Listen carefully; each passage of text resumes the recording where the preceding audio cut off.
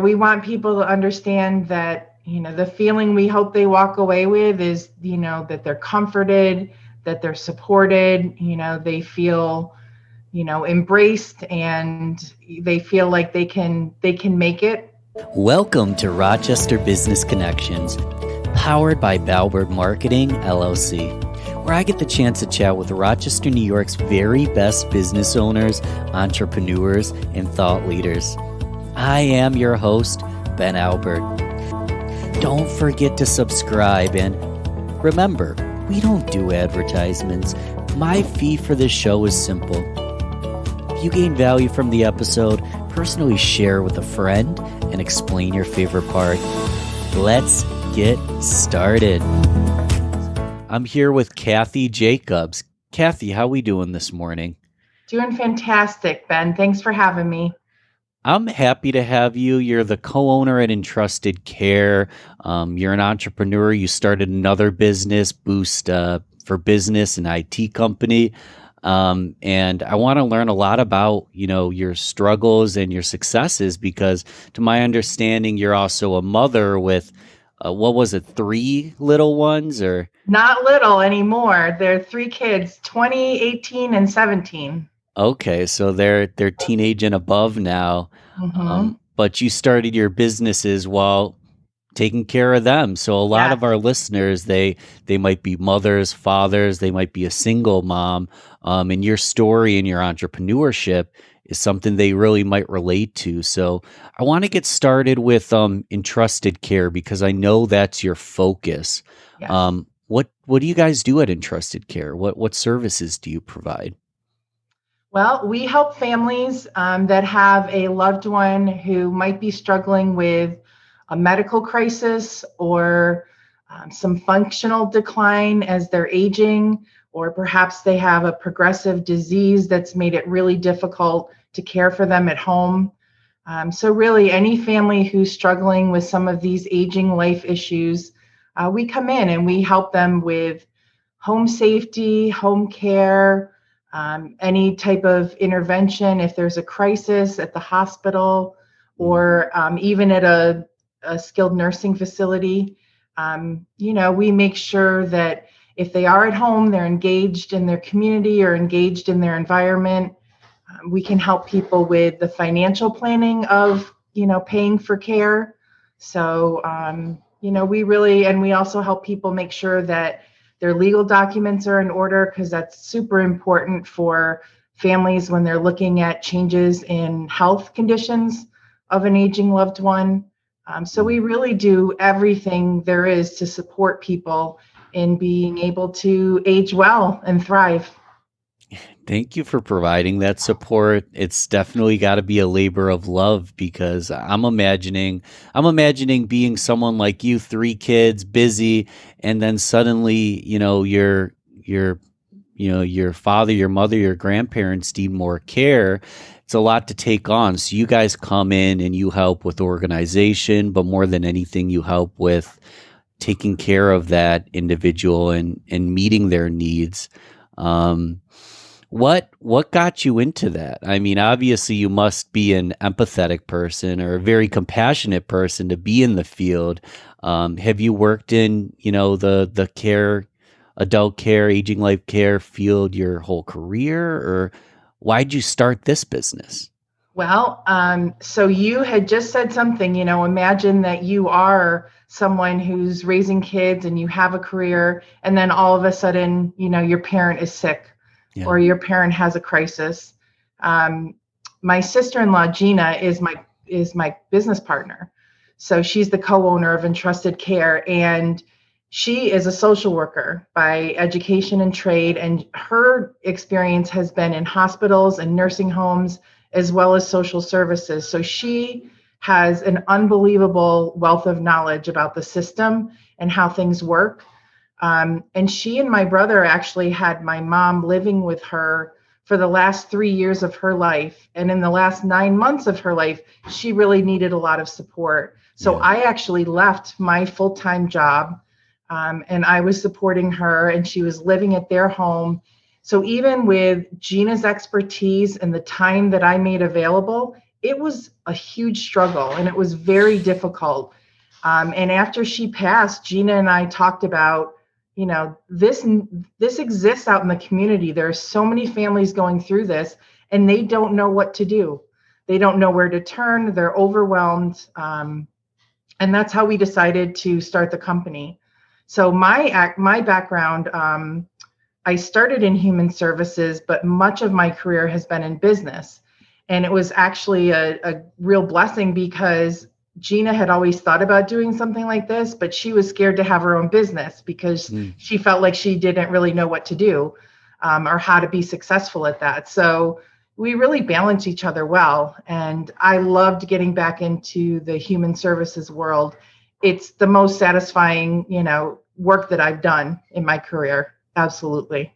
Yeah, it's got to be a struggle, but very satisfying, very fulfilling.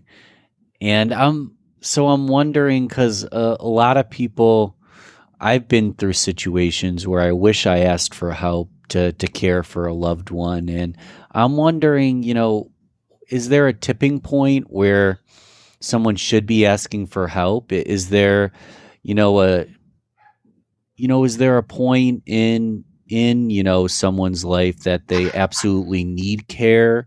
Like, at what point should we call you? Should we call you even if we don't know? Like, if I'm asking this question, the answer's probably yes, at least give you a call, right? Like, what does that look like?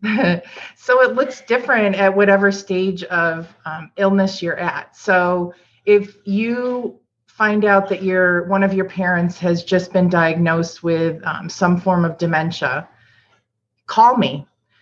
You don't need my help yet with the care piece, but what you need to know is what the path should look like, what you need to do financially to prepare for what those care needs are going to cost, what you need to do on the legal side with the documentation, transfer of titles on assets, all these things to prepare so that all that you've worked for, the goals that you have for how you want your life to be, none of that has to change, and you can start from the beginning supporting your way of wanting your care to be.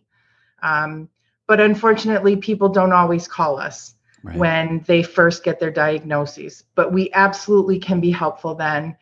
But as soon as it starts to be a bit of a challenge, if you're caring for the person at home, we can come in and we can help you with scheduling home care, kind of coordinating the multiple providers that you end up having when you have a disease like that, making sure that there's some interpretation of the medical piece to all folks in the family who are often scattered across the country. So we can really help be a point person and make sure that everyone feels like they're contributing and they're informed about what's happening. I love that. And it really gives you peace of mind knowing that someone can be there to help inform you, walk you along. You can be proactive, even if it's not at a stage where you or your loved one needs a lot of care. I'm wondering, we save it for the end, but I want to shout it out now. How do people get in touch with you, whether it's a website, email? If this describes me and my life, how would I call you, or what's the best way to get in touch? Well, you certainly can go to our website. You can use the contact form there. Our site is entrustedcareny.com. We are not a chain. It's an individual business, but there happens to be an Entrusted Care in Florida. So we had to add the NY. Yeah. So that's an easy way. Social media, you can always message us through there. Or I can leave my phone number with you and it can get published. I'm happy to do that as well. Great. Cool. I'll put information in the show notes as well, so you can click the link below, guys. And yeah, so what got you started with entrepreneurship and business ownership? You mentioned how your sister, she was a social worker and she really wanted to put her skill set to work. And one of your great skill sets was the business end. Have you always been business minded? I know you started a couple companies. Where does that come from? Ben, I wish I knew where it came from because when I went to college, I guess a step back, I grew up on a small farm just outside of Rochester. And I don't know how much you know about farmers, but farmers are absolutely like all against the big guy, all, never very independent. Right. So you grow up with that mindset that kind of like business is bad. And so I went to college for psychology and sociology. I never took a single business class, but then I was moving down to New York City after I got my degree at Geneseo, and I knew I couldn't survive on a job that would employ someone like that. So I ended up going into a management training program with the Bank of New York, and I loved it. I absolutely loved it. And I stayed in banking for 15 years. So I had a really strong background in business. I did a lot of business lending. So I was really familiar with small business structure, executive reporting, all those kinds of things. And after I had my third child, I needed to be more flexible. So I started my own business, the first one back in 2004. So it's been many, many years that I have been doing my own entrepreneurial ventures, and I love it. I love everything about being able to control start to finish, being able to make it work with my life. There's just nothing better, really. I love that. And you talk about farmers and some of their beliefs. One thing I believe is farmers and people raised on the farm, they're the hardest workers. And they're proactive and they know how to stay attention to detail. So I could see how that skill set would translate into business. And yeah, being a self-starter, an entrepreneur, it does give you that freedom, especially if you're raising kids, you've got a lot going on. Tell us a little bit about that experience. Like, let's say I always encourage people to have a full-time job and have a side gig if they want to start an entrepreneurial endeavor. But if I'm in a scenario where I don't need to work full-time or can't work full-time and want to start something small, you might have great information on how that experience was kind of being your own boss, but raising a family at the same time. Any bumps in the road doing that? Oh, there were many bumps along the way.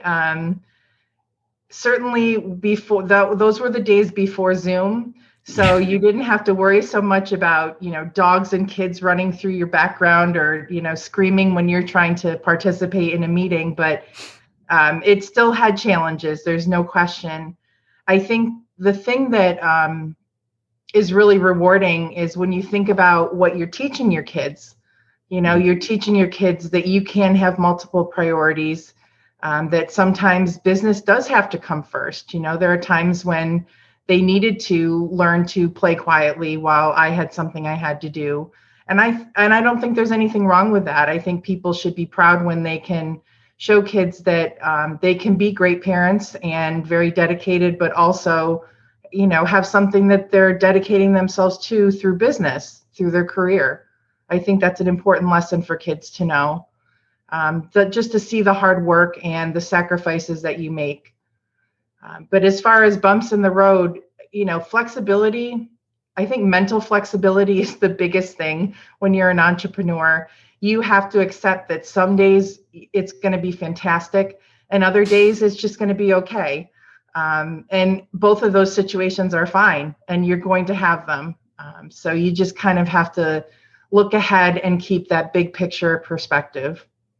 I love that. I want to dive deeper because I like that so much. Like, I want to talk about a struggle, like a challenge, a moment where you're just like, oh my gosh, what am I doing? And then I also want to talk about a moment where you're like, oh my gosh, I'm so happy I made this decision. So wherever we want to start, but can you give us an example of like a entrepreneurial struggle that you almost wanted to just like drop the laptop, walk out and never do it again?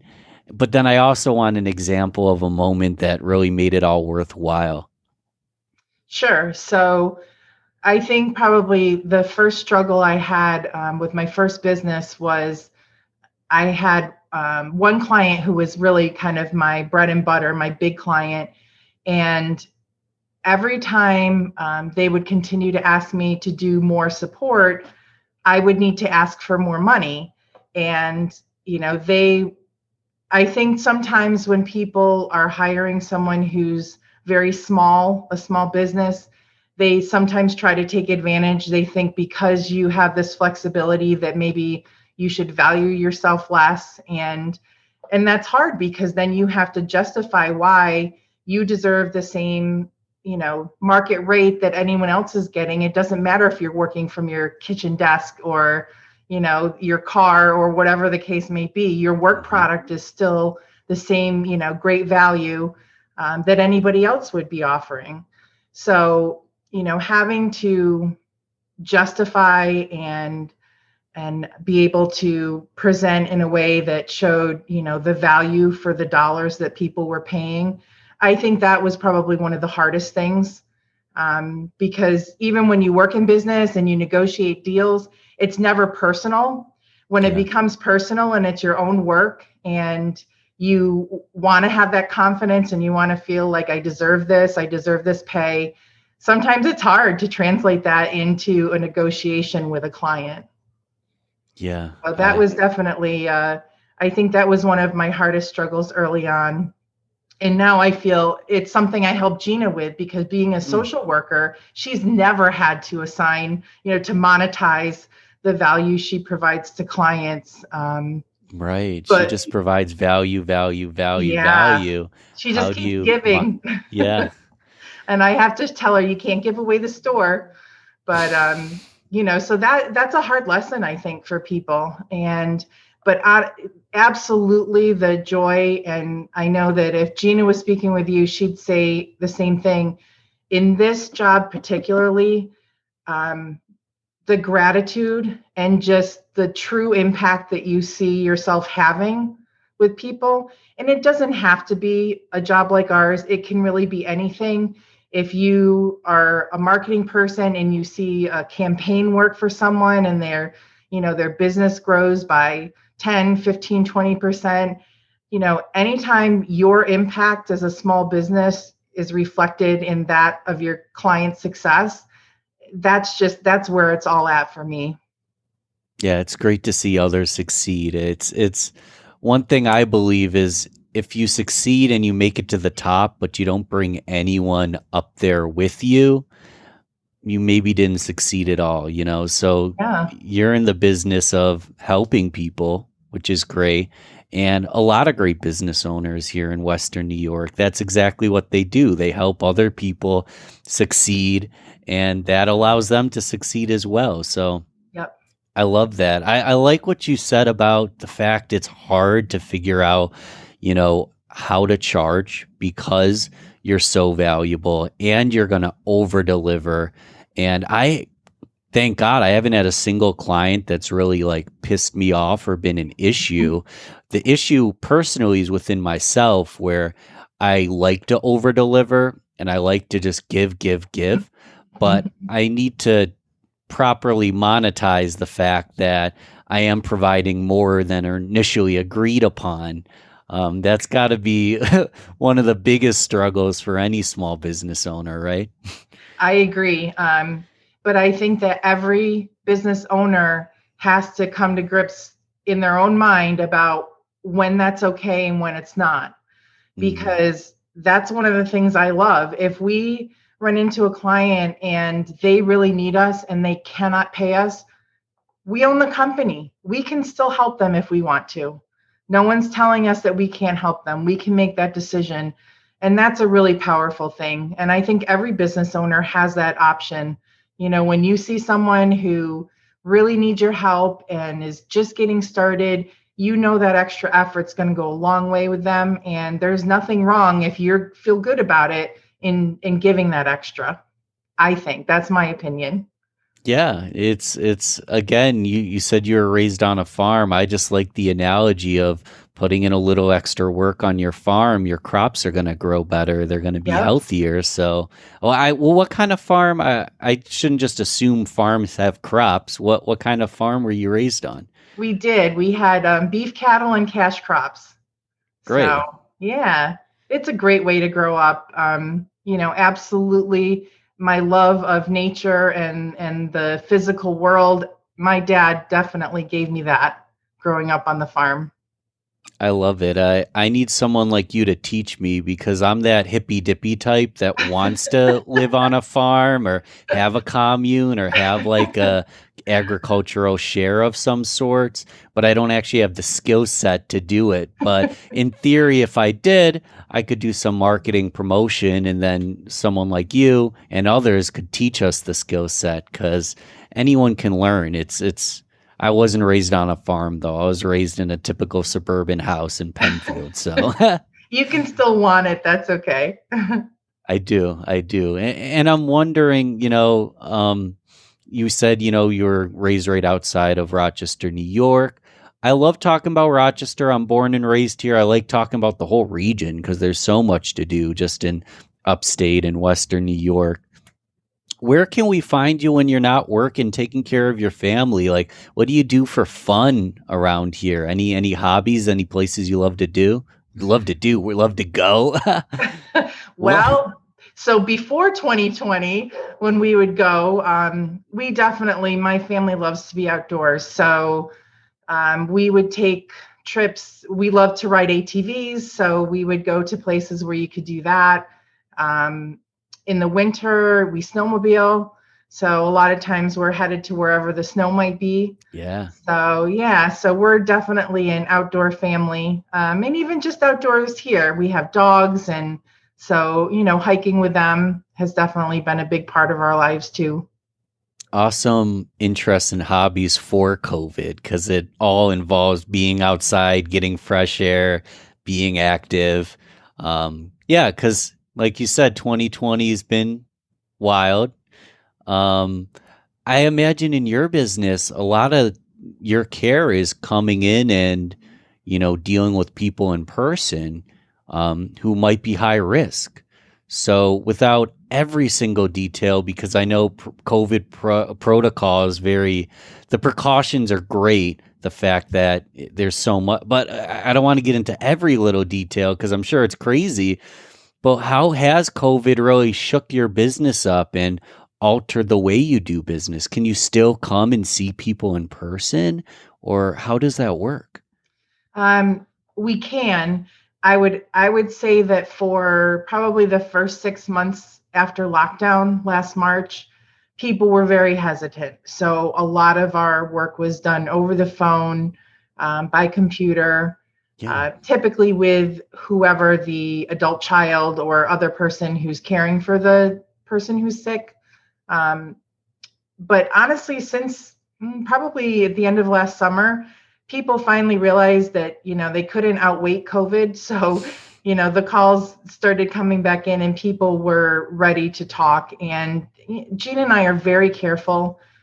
We were getting tested, using all the proper precautions, and, just being very safe about it. And I think that made people feel comfortable. And really, a lot of times people are in just such dire need that they can't wait. So you just have to do it. Yeah. It's if you can't wait, you just have to do it. And You it do. does again, I hope people have peace of mind to hear that you guys are trained to handle a lot of tasks virtually. You can Hmm. handle questions over the phone. So even if you're not in a position where you need somebody to come in or you're not comfortable to have someone come in, it sounds like you guys can kind of have a plan for once, whether it's vaccinations or you'll have a plan. You can be proactive for when the care's truly needed in person. Absolutely. There's a great deal. And after we have our initial consultation or assessment with a client, a lot of what we do is, outside of the house and Mm. just coordinating all of those other pieces. So absolutely, that So that didn't stop. good, good. Yeah, and so I understand, how this will help me, but I'm curious about how a consultation goes or what the process looks like. Obviously, without naming the client, if you want to talk us through an example or two about, what it's like to be a client of yours and the kind of care you're providing. Sure, absolutely. Um, So a very typical case, husband and wife are living in their house. One of them has dementia.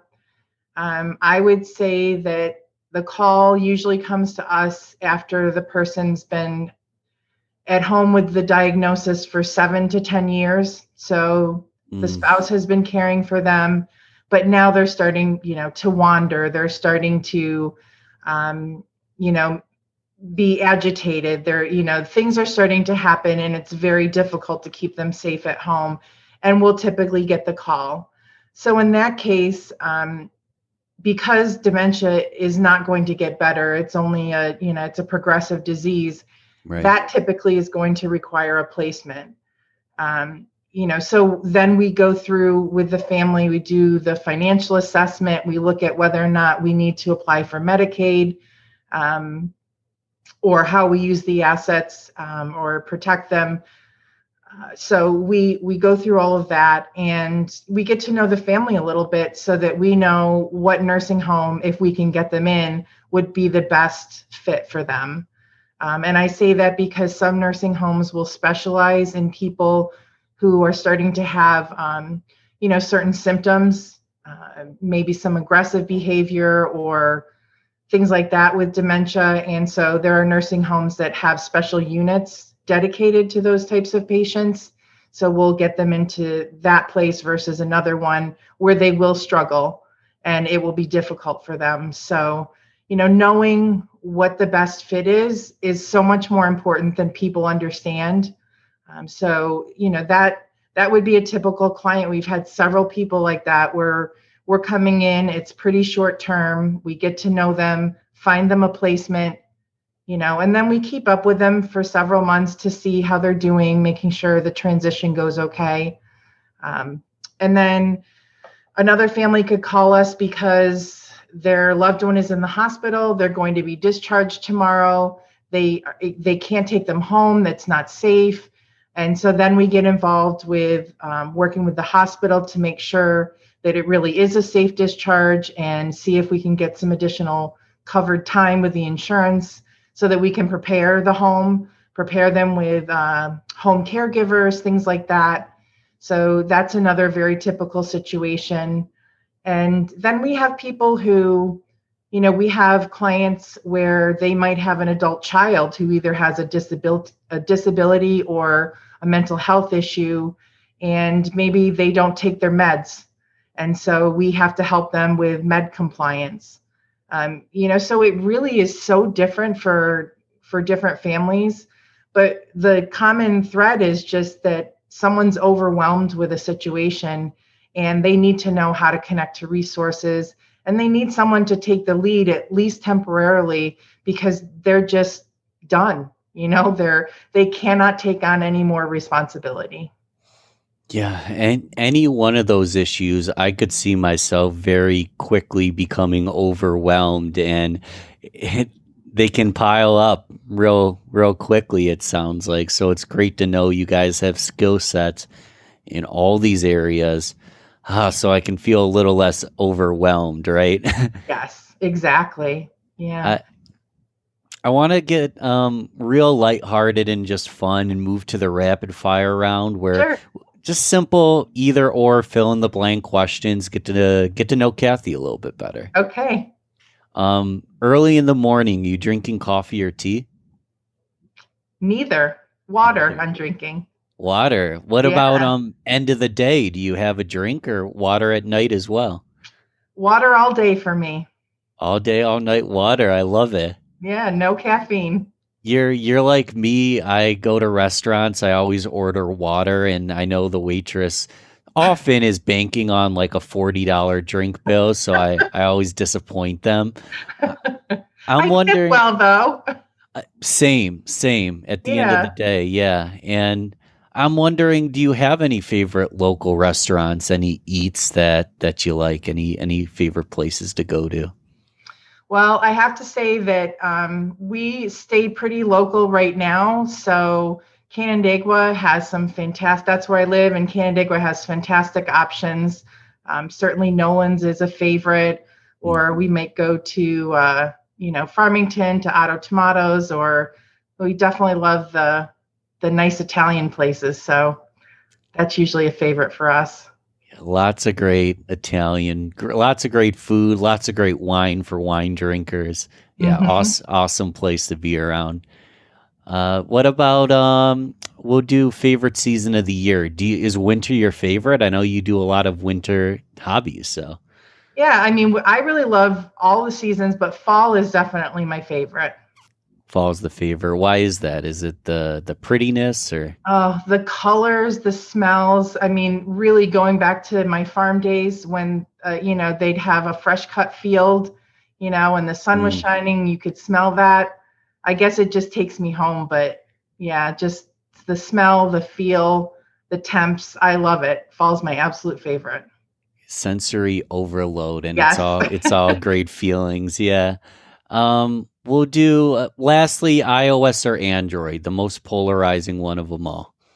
Android, Yeah, Android, cool. faithful to Android.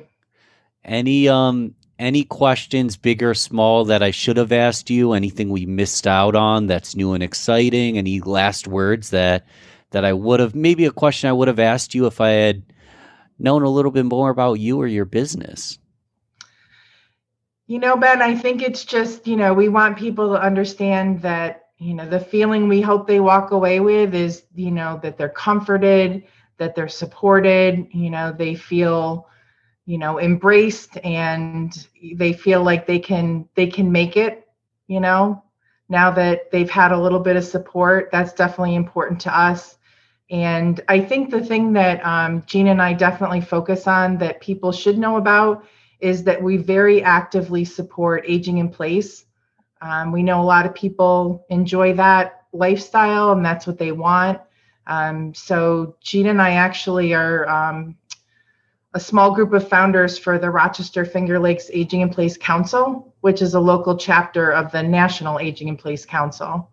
So it's something near and dear to our hearts, and we take it pretty seriously.